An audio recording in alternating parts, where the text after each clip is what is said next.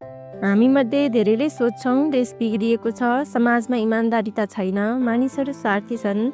हामी गुनासो गर्छौँ, आलोचना गर्छौँ, भाषण दिन्छौँ, तर कहिले आफैलाई ऐनामा हेरेर प्रश्न गरेका छौँ त म आफै कस्तो छु कि म साँच्चै सुध्रिएको छु? आजको कथा यस्तै एउटा युवाको हो जो सधैँ अरूको गल्ती देख्थ्यो, तर एक दिन एउटा सानो प्रश्नले उनको आत्मा नै हल्लाइदिएको थियो। त्यस दिनदेखि सुरु भयो परिवर्तनको असली यात्रा, अरूलाई होइन आफूलाई बदल्ने यात्रा। सुरज गाउँको एउटा साधारण युवक, तर उनको बोली साधारण थिएन। ऊ सधैँ भन्थ्यो, हाम्रो देश त सकियो, नेता सब घुसखोर, युवाहरू त मोबाइलमै हराएका छन्। गाउँको चिया पसलमा ऊ दिनको 2 घण्टा भाषण दिन्थ्यो, तर उनको आफ्नै जीवन भने बिहान 10 बजे उठ्थ्यो। पढाइमा चासो थिएन, घरको काम गर्दैनथ्यो। बुवाको खेत मातक गइँदैन है, आमालाई पनि गाली गर्थ्यो, तर ऊ भन्थ्यो म त समाजको लागि चेतना फैलाउँदैछु। तर ऊ बुझ्दैनथ्यो चेतना भनेको शब्द होइन, जीवनको आचरण हो। एक दिन ऊ चिया पसलमा भाषण दिइरहेको थियो। सरकार असफल, जनता अन्धा, युवाहरू बेरोजगार। त्यति बेला त्यहाँ उभिएकी थिइन् नीला, गाउँकै सचेत युवती। ऊ शान्त स्वरमा बोलिन्, सुरज दाई, तपाईँ आफै कति बिहान उठ्नुहुन्छ? तपाईँले कति दिन आमालाई काम सघाउनु भयो? तपाईँ पढाइमा कति गम्भीरतापूर्वक गर्नुहुन्छ?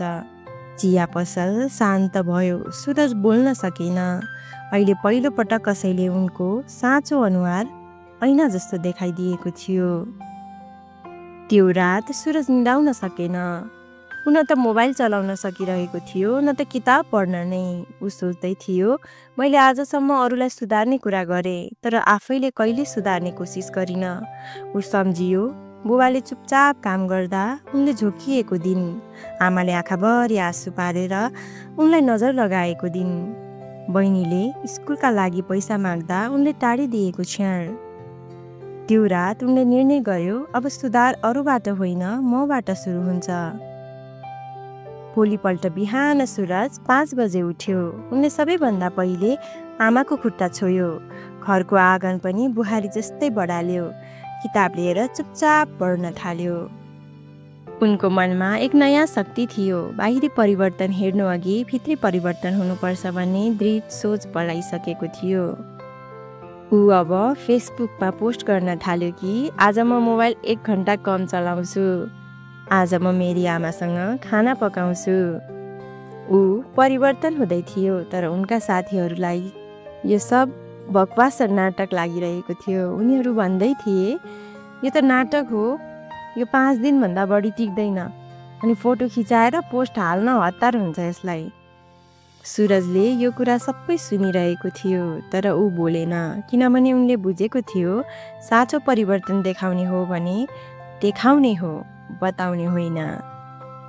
सुरजले घरको एउटा पुरानो कोठा सफा गर्यो। त्यो कोठा अब पढ्नेलाई खुल्ला किताब घर बन्यो। उनले आफूसँग भएका पुराना किताबहरू राख्यो। केटाकेटीहरू पनि पढ्न आउन थाले र सुरज आफै पढाउन थाल्यो। ऊ अब चिया पसलमा होइन, बालबालिकाको भविष्यको कथा बताउने थलोमा बस्न थालेको थियो। कहिलेकाहीँ आमाले चुपचाप उनका लागि झोलामा फलफुल हालिदिन्थिन्। बुवाले एक दिन भनिदिए, बाबु त साँच्चीकै बदलिएको छस्। पहिले जहिले गाली सुनिन्थ्यो, अहिले आशीर्वाद पाइरहेको थियो। परिवारभित्रको सम्मान अब ऊ आफै कमाइरहेको थियो।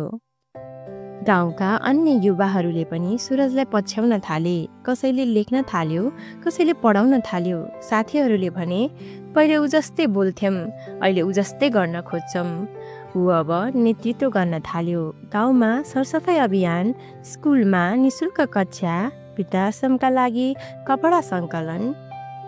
अब गाउँको वातावरण फेरिएको थियो। बिहान रेडियोको आवाजसँगै काम सुरु। बच्चाहरू पाठशालातिर, युवाहरू सामाजिक कार्यमा। र यो परिवर्तन कसैको आदेशले होइन, एउटा युवाको आत्मा परिवर्तनले भएको हो। र एक अन्तर्वार्तामा सुरजलाई सोधियो, तपाईले गाउँमा यस्तो परिवर्तन कसरी सम्भव बनाउनु भयो?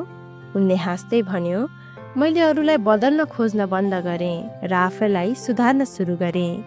आज पनि हरेक रात म एक प्रश्न सोध्छु, म आज सच्चा प्रयास गरे कि गरिन भनेर। साँचो परिवर्तन भनेको सरकार फेर्नु होइन, सोच फेर्नु हो र सोच बदल्ने अधिकार हामी सबैसँग हुन्छ, आजै अनि अहिले नै।